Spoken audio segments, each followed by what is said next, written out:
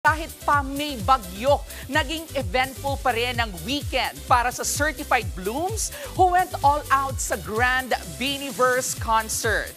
At live mula po sa Smart Araneta Coliseum, nasa frontline ng balitang yan si MJ Marfori. MJ, enjoy na ba ang lahat dyan? Jervy, eto na nga, naririnig ko na yung Beanie na kumakanta dito sa loob ng Smart Araneta Coliseum dahil nagsimula na nga ang Grand Beaniverse Day 2. At syempre sobrang bloomified na lugar na ito at kahit na nga nagsimula yung concert, marami pa rin team labas sa umaasa sila na kahit sold out, malay mo, maambunan nga sila ng ticket. Pero anyway, eto, yung mga nakausap kong Bloom kanina, talaga namang kinarira kanilang DIY Bloom outfits ng paborito nilang Beanie. Sulit naman daw yan kasi syempre top-notch yung production nila from day 1 pa lang naaasahan natin till day 3 which is tomorrow. At may pasilip tayo kung ano nangyari nung first day ng Grand Beaniverse. Watch this!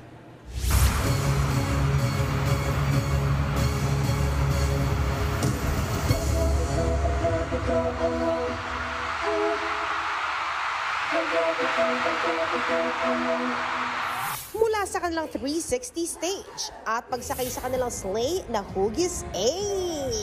Engranding memories talagang hinandog ng Nation's girl group na Beanie sa kanilang Blooms. Sa unang araw pa lang yan ng kanilang Grand Beaniverse concert.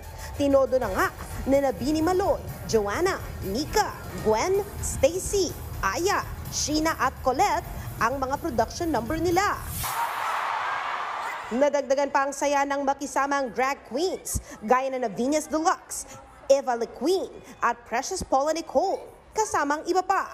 Hindi rin nagpahuli ang Beanie, kasama si Mr. Pure Energy Gary V at Regine Velasquez. Naging very inclusive ang Beanie nang tanghalin nila ang kapit lang using Filipino Sign Language. Umulan o umaraw, overall, sulit na sulit ang pag-iipon ng Blooms para mapanood on a bigger stage ang kanilang paboritong Nation's girl group.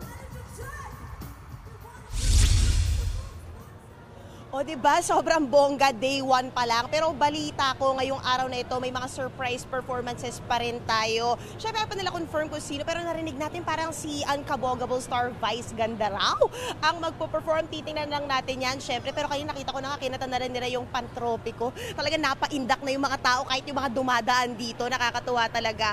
Pero eto na mga Bloom ha, hanggang bukas po ang Grand Beaniverse dito po sa Smart Araneta Coliseum. At yan muna ang latest mula rito. Back to you guys! Maraming salamat, MJ Marfori.